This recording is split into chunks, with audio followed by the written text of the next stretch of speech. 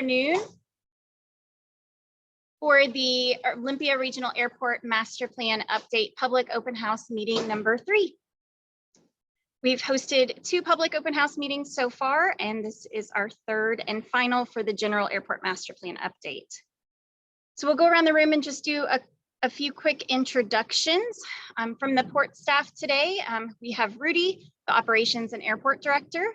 We have Lisa, the Executive Services Director, and Jenny, the Senior Manager of Communications, Marketing, and Government Affairs.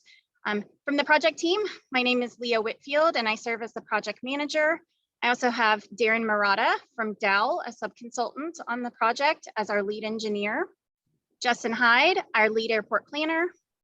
Renee Dowlin, our lead environmental planner. And Hasib Mirza, our airport planner.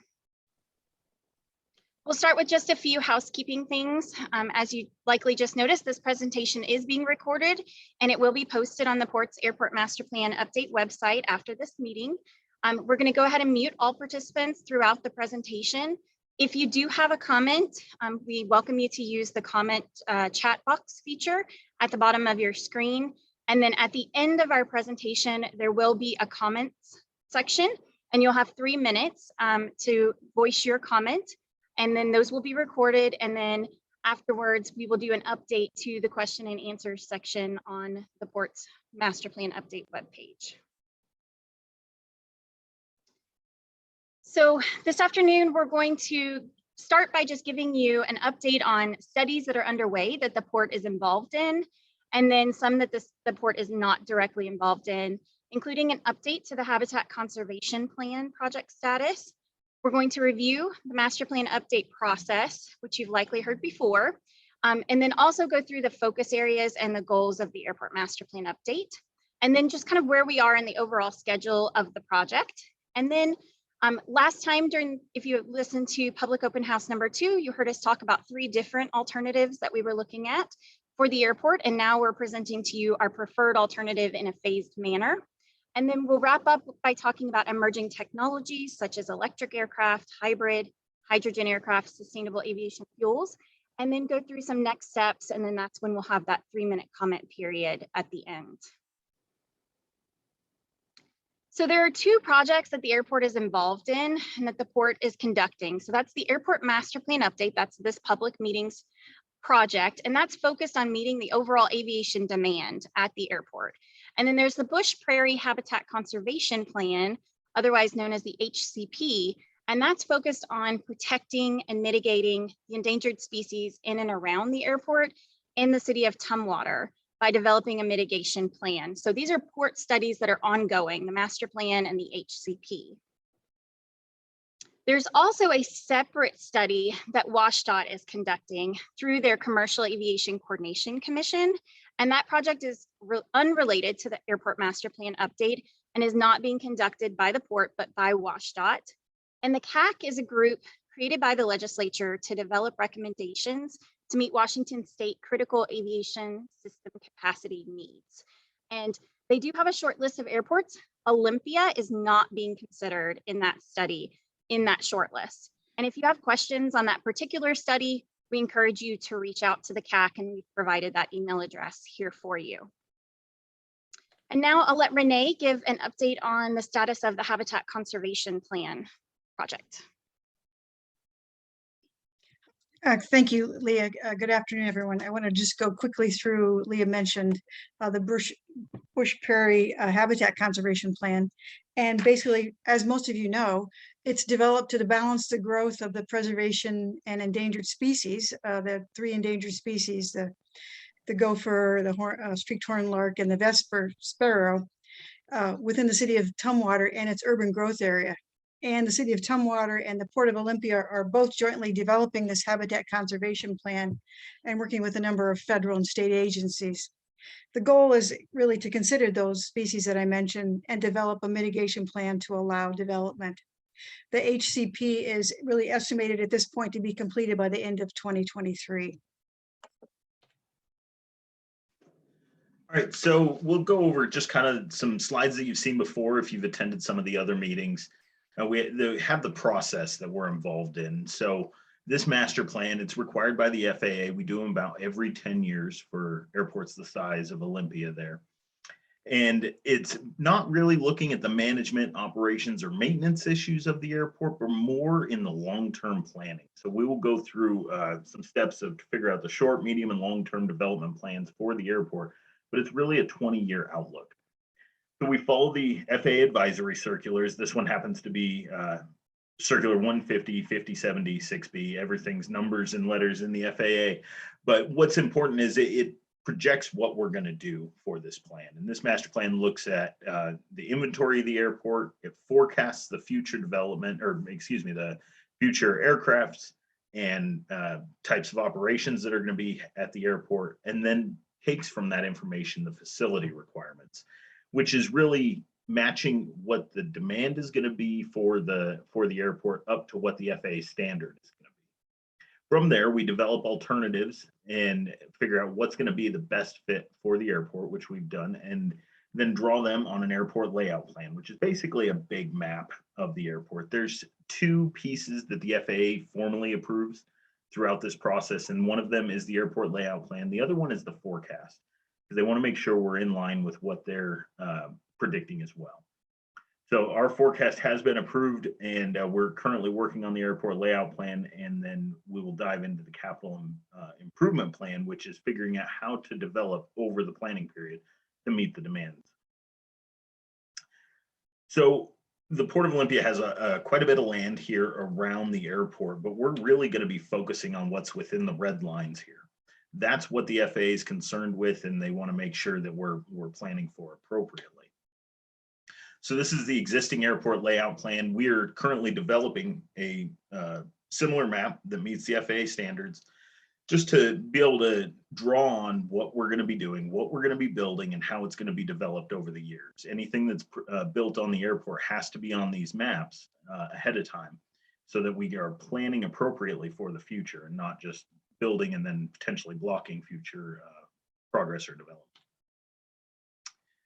So our goals for this particular master plan is, one, to meet the aviation demand. We want to make sure that we're planning appropriately and within the FAA design standards. Additionally, we're looking at the future development for the airport and accounting for emerging aviation technologies. We're going to talk about that a bit later in this presentation. The progress of electric, hydrogen, and hybrid type aircraft has come a long way in a very short amount of time, and it's developing rapidly. And then ultimately, we want to make sure that the airport's concentrated in making sure that it's self-sustainable and achieving self-sufficiency. We want the port to be able to generate revenue through the airport to pay for itself, so that it's not going to be a burden on outside funding sources. So as I've stated, we've currently completed the inventory, and the forecast has been approved by the FAA. The facility requirements are in draft form as well, along with the alternatives that we've gone through and narrowed down. So now that we have a narrowed down alternative down to a preferred alternative, we're working on our current focus areas, which is coordinating with the HCP and putting those development options in, or the preferred alternative, into the airport layout plan, and then figuring out how we're going to develop over the next 20 years through the implementation plan. And that's looking at the funding and timing of when you want to build things so that you can meet the demand appropriately. And then future focus areas will be a Part 139 commercial feasibility study.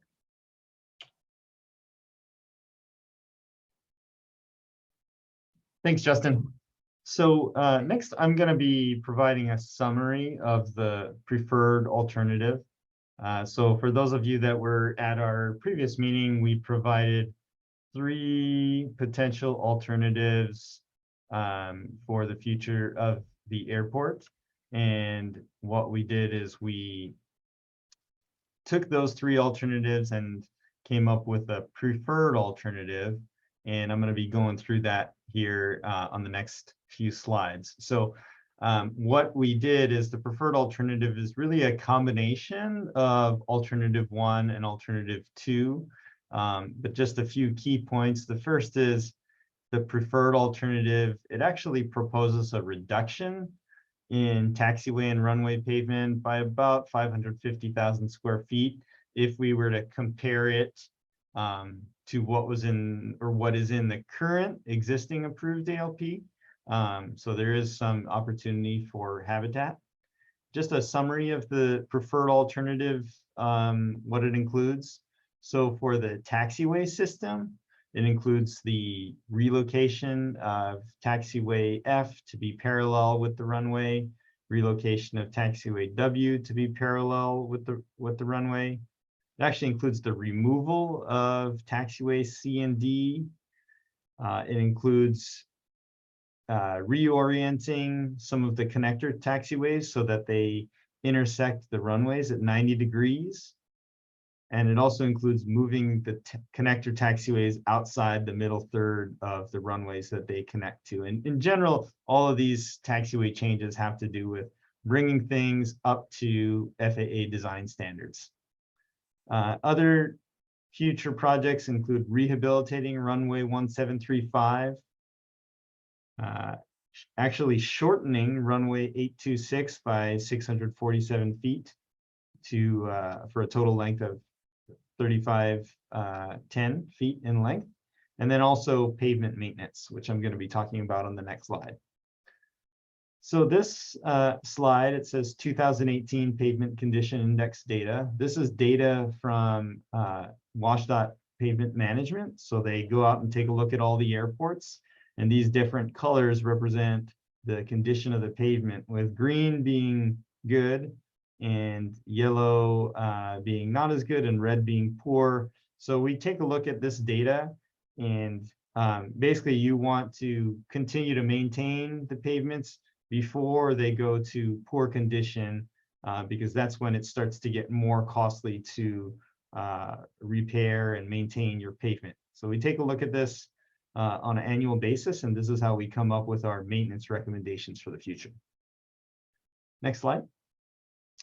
So next I want to talk about the actual preferred alternative, and what we've done here is we've split it into three time periods, the first being near term. So this is the projects within the next 0 to 5 years. And what you see here in the blue hatch, that represents the portions of the existing taxiway pavement to remain. The red represents actual new proposed taxiway pavement within this time frame, and then that crosshatch represents taxiway pavement to be removed. So within this near-term time frame, 0 to 5 years, the projects that we have proposed in the preferred alternative include a rehabilitation and shortening of runway 826, relocation of taxiway F and its connector taxiway there, and then also construction of a run-up apron right there, and rehabilitation of runway 1735. So this is everything within the first 0 to 5 year time frame. Next slide, please. So this is midterm, or years 6 to 10. So a few projects here. The first is rehabilitation of taxiway G. And then next, taxiway W, actually relocating that so it's parallel with the runway. So right now that's the crosshatched area there. That's the current taxiway W. So it would be moved over so that it's parallel with the runway. And then the next slide shows the long term, or years 10 to 15. So this phase would include the removal of taxiway C and D, and then relocation of the connector taxiways. And the reason to do that is you want your connector taxiways to intersect at a 90-degree angle and be outside the middle third of the runway. So that is the long-term list. And next slide, please. Thanks, Darren. So in the emerging technologies section of the presentation, we'll be covering a report which was recently published that included a case study of the Washington Electric Aircraft Feasibility Study. And then we'll wrap up with an overview on aircraft charging, hybrid aircraft, and hydrogen fuel technology. So the Airport Cooperative Research Project, ACRP, it's a government-sponsored program that develops solutions for near-term issues that airports are facing. They published the report titled Preparing Your Airport for Electric Aircraft and Hydrogen Technologies in the March of this year. And the report offers an introduction into emerging industries and provides guidance to help airports estimate the potential impacts of electric aircraft on their facilities and to be prepared to accommodate them. So this table provides a snapshot of the various configurations of electric aircraft concepts that are currently being developed. The concepts run the gamut from small flight training aircraft, such as the Pipistrel, all the way to Project 804, which is a regional aircraft that can carry 30 plus passengers. Additionally, there are electric rotorcraft concepts that are expected to be useful for shorter commutes. So in the diagram to the left, it compares the efficiency of turboprop powertrains, such as the ones found on a Cessna Caravan, and the turboprop powertrains like the ones you would find on a smaller corporate jet, to electric and hydrogen powertrains. It's clear from the diagram that the electric powertrain is far and away more efficient than any of the other options. Furthermore, the line graph on the right shows the volatility of the price of jet fuel, which is that orange line, compared to the overall consistency in the cost of electricity, which is that blue line. This really drives home the viability of electric powertrains as an efficient alternative to traditional combustion engines. So moving on to electric charging infrastructure. So there are three methods of charging an electric aircraft. The first of which is charging via fixed stations, similar to those used to power up Teslas. Some benefits of these chargers is that it's a known standard through use in electric vehicles. The equipment is readily available and it's relatively cost effective. However, some of the charging speeds technology is really slow, and high power charging may have an impact on the grid. The second option is mobile supercharging. It's similar in concept to your traditional jet truck refueling, but with electricity. And so these allow for charging without a dedicated charging site, and they don't put a direct load on the grid, but they do require an airport charging facility. Lastly, we have battery swapping, which is exactly how it sounds. You replace a dead battery with a fully charged one. So while this method provides the best turnaround time, the risks associated with a mishandled swap makes this an unfavorable option in the eyes of the FAA. So also this method would require an airport recharge facility as well. So while the current technology has its limitations, much like the charging options found on Teslas, fast charging technology is being developed for electric aircraft. So this technology will allow for 90 minutes of flight time off of a 20-minute charge. Testing begins sometime this year with projected certification in 2024.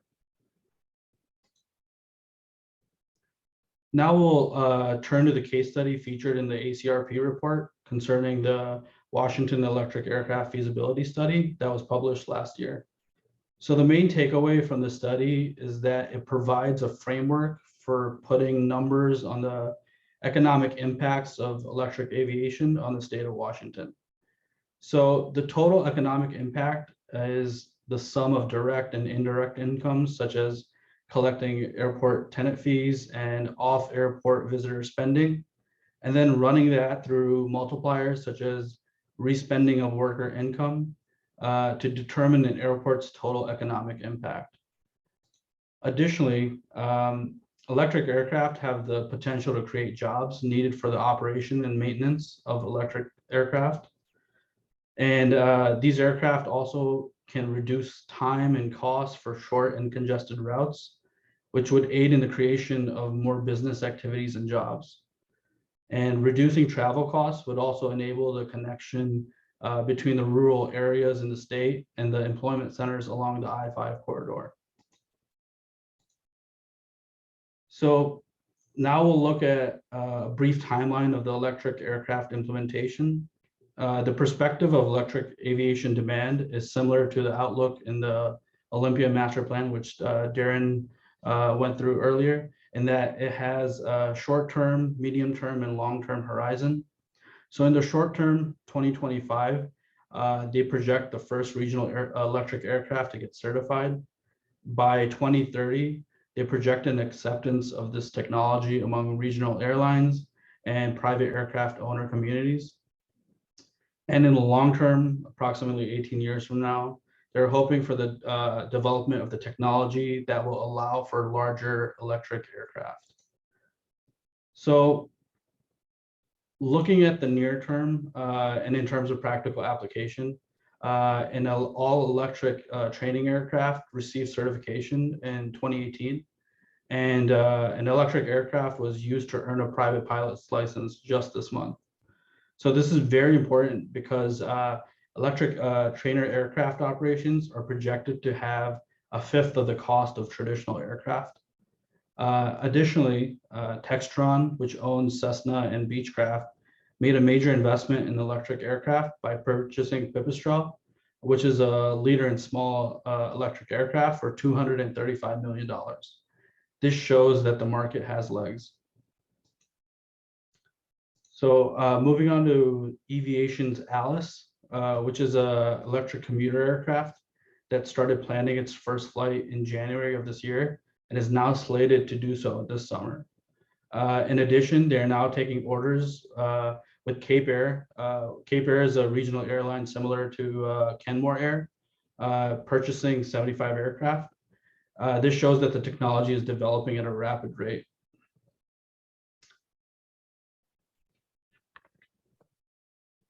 I'll hand it over to Renee. Great. Thank you, Hasib. I want to talk a little bit about hybrid and hydrogen and sustainable aviation fuels.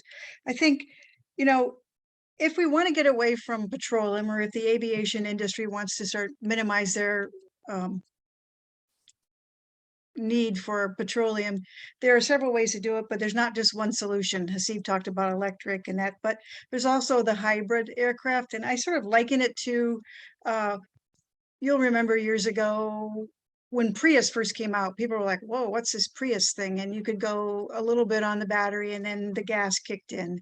Now it's so commonplace. There's Priuses and every other car maker. And then fast forward, we now have a lot of electric cars. So we've gone from all gasoline or diesel to hybrids to electric cars and trucks. So it's the same thing for the hybrid aircraft. It's a way of being able to sort of jumpstart the industry. It's again cheaper to maintain and operate. It's a quieter aircraft. Of course, the electric is also quiet, but the hybrid aircraft is also quieter, which is an important thing, because they've done a number of studies. The government's done a number of studies, and it was probably in the ACRP. And 45% of airline flights are actually less than 500 miles. So this hybrid or the electric or the hydrogen, the things I'm talking about, clearly fit within that and make a lot of sense. This is just showing a couple of examples of what's going on. And in fact, there's a Cessna Caravan that they're finding that's in production right now, and they're finding it's about a 25% reduction in operating costs. They're calling it the Eco Caravan. So it's a 9-passenger or carrying about 2,500 pounds of things. So again, a lot of ideas for hybrid aircraft out there, and you'll begin to see them. And why is this important? All the things that Hasib and I are talking about. Again, it's a 20-year master plan. A lot of things are going to change within the next 20 years, but these are just things that we're seeing now, and it's really changing quickly. There are frankly about 200 companies or more added every day working on these kinds of things. Next slide. Sustainable aviation fuels has actually been around for a number of years. It's used again, I'm going to go back to the car days. It's certainly different in a lot of ways, but remember when you had people who used to buy these old Mercedes diesel cars, and then they would go down to the corner Burger King or wherever and get all this oil, cooking oil, and they'd be riding around in this biofuel. Well, this is a similar kind of thing, only in the sense that it's non-petroleum based. But here, the FAA has allowed for feedstock and different things that meet some really stringent blending fuel standards to be able to drop in to Jet A. And when we say drop in, you can just blend it right in with the jet fuel. And you don't need a separate tanks. You don't need separate piping. It's any kind of biofuel can be blended with conventional fuel. And it really is a way to make things a little less with greenhouse gas emissions. And it's grown exponentially in the last few years, and it will continue to grow. Again, sustainable aviation fuels. Next slide. Hydrogen aircraft. I like to think of hydrogen aircraft as being probably a little further out than obviously the electric and the hybrid, but there are a number of companies working on hydrogen infrastructure or the hydrogen aircraft. I think the important things here is that it's definitely a potential for aviation fuel. You do need electricity for the most part to create hydrogen. So then you begin to figure out how are you going to do that?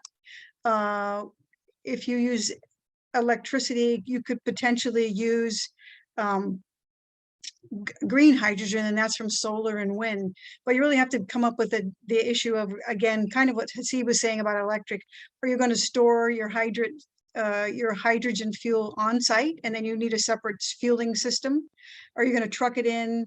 That kind of thing. So it might be trucking makes some sense for a smaller airport. For a larger commercial one, of course, it would probably be piping. But again, further down the road, but is really a matter of just kind of seeing what's going to be out there in the next number of years.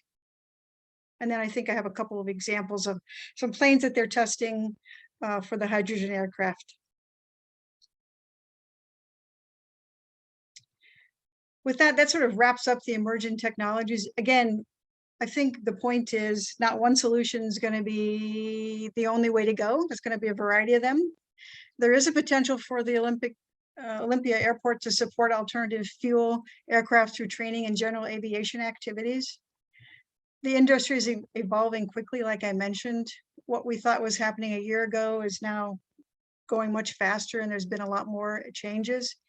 It is environmentally friendly and sustainable for the most part, and that's exciting because it's a quieter aircraft, less emissions, can be made with green, wind and solar, electricity, that sort of things, a lot of tools in the toolbox. And we will include the things we've talked about today in an appendix for the master plan. And with that, I'll turn it over to Leah. Thanks, Renee. So just kind of wrapping up, Justin talked about where we've been in the airport master plan. So just kind of where are we going from here? So we're in the process of wrapping up the solutions phase of the airport master plan. So we're wrapping up our environmental review and our alternatives chapter, and hope to submit that to the port and the FAA for review very soon. And then we're starting to move into that implementation phase of the airport master plan, which is that third and final phase over the summer months. So we're starting to look at cost estimating. So each project that we recommend that Darren mentioned, we have to prepare a cost estimate for that. And then we have to look overall at where is the funding coming from for those projects. So grants from the FAA, other grants, especially with some of the sustainable projects that could be possible at the airport. So we'll look at that funding and we'll develop an implementation plan and an implementation chapter as a part of that technical report that we produce. And then again, that airport layout plan, that's that final official step with the FAA. It's a set of maps that is very strict in how we lay out each of those sheets within that map set. And it has to formally be approved by the FAA and the port. And it's very important that any development that could happen at the airport in the near future is on that approved airport layout plan. Otherwise, some updates would have to be done in order to move a project forward. So we're working on the airport layout plan and the cost estimates now. Kind of after that implementation stage is really just that draft technical report that will get posted to the website for public comment. And then, of course, after we receive final comments, logging those in the report, and then producing a final report that the port would adopt. So at this time, we're going to move into the comments section of the Airport Master Plan Update Public Open House. If you have a comment, you're more than welcome to put those in the chat box, but if you would like to be heard, you may raise your hand using the raise your hand button. You'll find it likely under participants or under reactions. Comments are limited to 3 minutes per person. So again, if you would like to speak, go ahead and raise your hand. Jenny's going to pull up a timer for us. So let Leah, her I'm going to go ahead and pass off hosting to you so you can see if hands are raised while I do the clock, okay? Perfect, sounds great. And again, apologies for the low technology on our clock.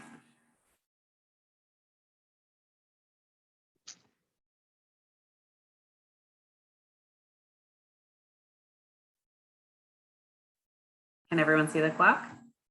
I cannot. Justin, I think, is still sharing his screen. Justin, can you maybe stop sharing your screen since that was really our last, there we go. That was our last slide outside of our Okay. contact information. Let me try resharing. Okay, can you see the clock now? Yes, Okay. thank you.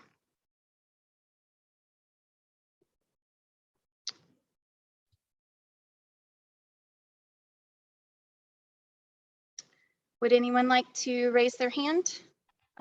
Mr. Hendrickson. Good afternoon, Leah and the master plan team. I'm Warren Hendrickson. I'm the airport director at Bremerton National Airport. I want to applaud the team for a tremendous amount of work and research that has gone into this. The only quick observation, having seen the preferred alternative the first time during this open house, is that the taxiway whiskey down the road is relocated at a point that eliminates taxiway access to Wildstad Aviation. And I would request that a small stub taxiway be maintained south of taxiway Bravo so that our state agency can in fact maintain direct access to their parking ramp. The rest, everything else is indicative of a tremendous amount of work and research, and I applaud the efforts. Thank you for entertaining my comment. Thank you, Warren.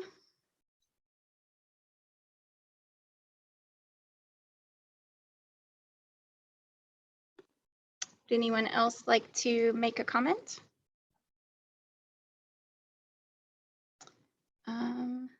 Ursula, go ahead. Yeah, I'm a very well-informed citizen following aviation expansion efforts these days. And you look at me, you put someone on it. Thank you.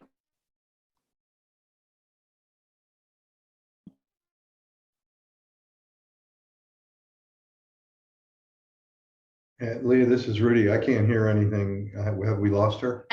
I think so. Jenny, you might want to pause the timer.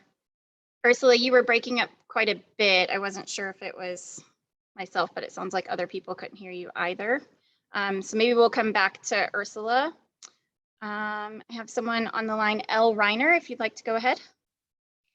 Yes, can you hear me? We can, thank you. Thank you very much. Many of us have lived in the area for most of our adult lives.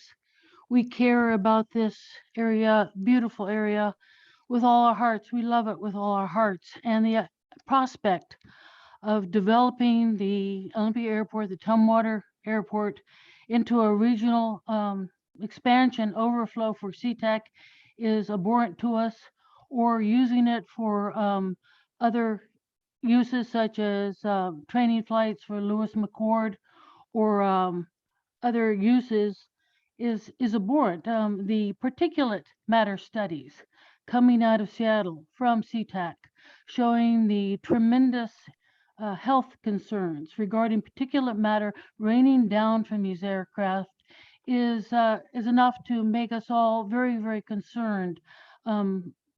I think that this has been ignored by the discussion. And so I wish they would talk about the health concerns regarding aircraft flying over the top of our heads. I know that the SeaTac studies health study showing the flight paths over the SeaTac area is extremely detrimental to the population.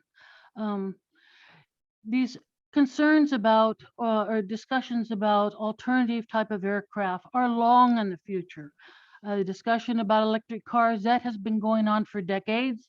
Right now we're coming into fruition with it, but many of us completely dismiss the discussion about long-range future of electric aircraft. It's a pie in the sky. You can talk and talk and talk about it, but you don't want to talk about health impacts to the population. You just want to talk about future pie in the sky electronic technology that may or may not come about.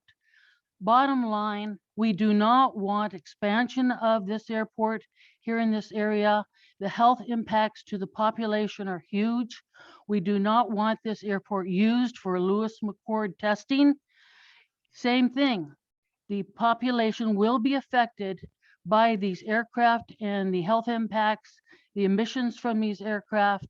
And long range, it's not sustainable. I heard a lot of discussion about, oh, this is going to be sustainable. It doesn't make sense to me. It doesn't make a sense to a lot of us. Greenhouse emissions are impactful, and we have to think about it and talk about it. Thank you. Thank you. Is there anyone else on the line that would like to raise their hand and make a comment?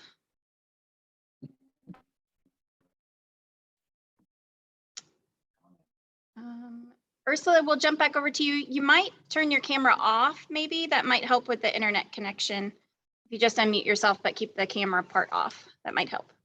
Go ahead. I just did that, and I put my question into the comments box as well, just in case I get cut off again. But I do want to start the question and save the rest of my time for that. And my question is, if you can hear me, you so eloquently and enthusiastically emphasize it. We're only catching a few of the words. I'm sorry. Leah, I think she put her question in I the see comment. So if I you want see to it. address that. I can just read your comment, Ursula. So her question was, could you explain why you're emphasizing alternative flying to such a high degree? Thank you. Thank you for that comment, Ursula. Sorry that we're having internet trouble there. Is there anyone else on the line that would like to make a comment? I am Jan Witt. Can you hear me? I'm unable to raise my hand because the timer is in the way. Oh, I'm sorry about that. Yes, Ms. Witt, we can hear you. Please go ahead. Okay, I have several comments. I agree with what Ursula and Lisa Reiner said. I believe that the update should include the entire public health study that was mandated by the legislature. I would hope that the update would include that the Olympia Airport would stop selling leaded fuel. The port and the FAA are utilizing the IAP2 spectrum of public participation, but are stopping at level 2. As a taxpayer and citizen of Thurston County, I believe that the public process should include at least levels 3 and 4 of the IAP spectrum, the levels in which the public actually plays a role in decision-making rather than just being told what the port and FAA will be doing in the master plan update. Another comment, the 2013 update indicated that if taxiway exit system is improved, that the airport capacity would increase to 230,000 operations annually. Given what's happening with the CAC, with increases in demand, I believe that a worst case scenario calculations of impacts on the community based on 230,000 aircraft operations should be included in the update. Another comment, the FAA DNL method of calculating noise impacts on communities does not accurately depict impacts. I'm wondering if this update will be using that updated methodology to calculate impacts of aviation on the community. My next comment has to do with the Commercial Aviation Coordinating Commission. It seems to me that the master plan update process is not being timed properly. The CAC has indicated the meetings, and the submission to the legislature has indicated that the CAC will be recommending airports for enhancement. And it's pretty clear, listening to CAC discussions, that the Olympia Airport may be on the list of airports recommended for enhancement. The enhancement, what that would mean has not been defined, but it obviously would mean an increase in operations. And I believe that this update should Thank you. either. Thank you for your comments, Ms. Witt. Would you please keep the chat box open for a bit so people have time to write in it? Thank you. Yes, the chat box will be open throughout. Thank you. Thank you. Is there anyone else that would like to make a comment that has not made a comment yet?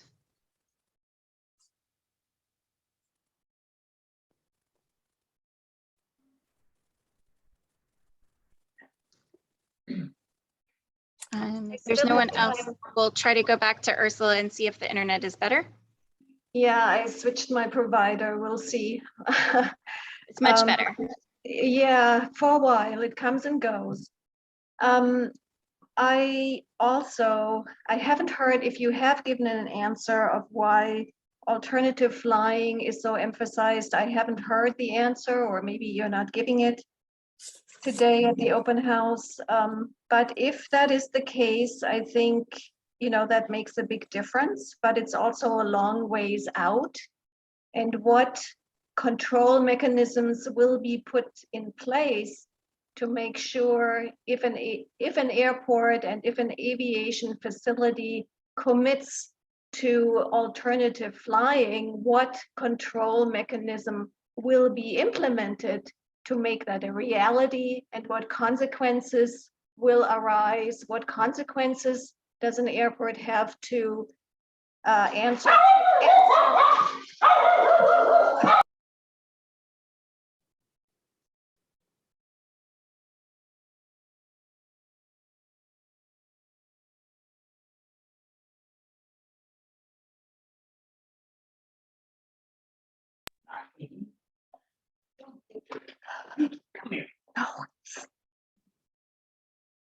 I think I'm back. Sorry for the dog. But what consequences will an airport have to live up to if it doesn't comply with rules? When there are rules in place, you cannot fly. You cannot fly traditional commercial service. And secondly, my second point is the health study on SeaTac by King County and Seattle Health need to be incorporated into your master plan as a decision-making criteria. Thank you. Thank you, Ursula, for the comments. Would anyone else like to be heard that's not been heard?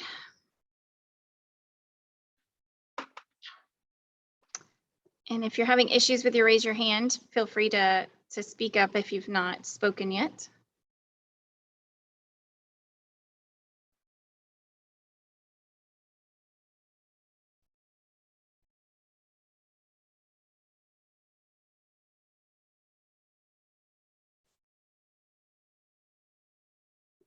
Okay, well, I think that seems to be everyone. Last call for comments. I see that we've gotten a couple new ones in the chat box.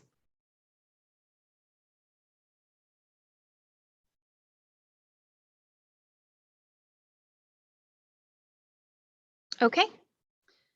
Well, thank you all again for your time this afternoon. We appreciate your input and listening to the Airport Master Plan update thus far. And as we stated at the beginning of the presentation, we're going to take these comments and we will do an update to the question and answer section of the Airport Master Plan update webpage that the port has. So we'll provide all of that information in that Q&A in the near future. And of course, you're welcome to submit comments at any point to the Airport Master Plan update email address as well. Justin, so I don't state that wrong, do you want to read that off the slide? Since the slide is not up. Let me pull it up here real quick. It is AMPU update at portofolympia.com. And I will share my screen real quick. That way you can all see it. Now, there should be no of in there, just Yeah, Port Olympia. portolympia.com. Oh, correct. Correct.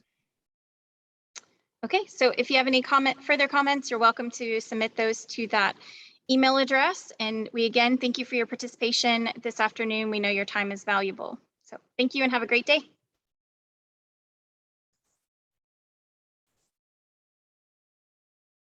Leah, if you want to transfer a host back to me, I can go ahead and stop the recording. Yes, I can do that. Oh, everybody keeps jumping around. I got to find you.